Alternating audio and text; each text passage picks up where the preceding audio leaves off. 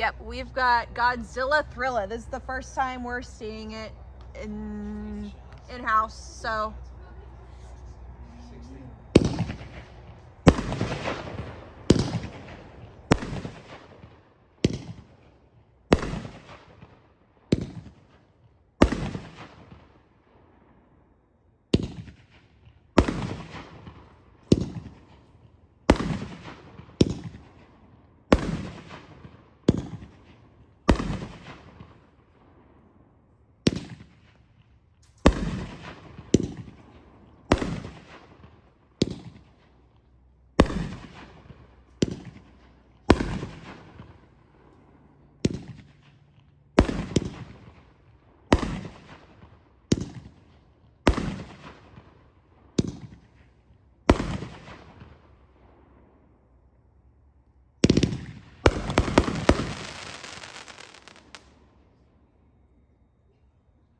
Almost.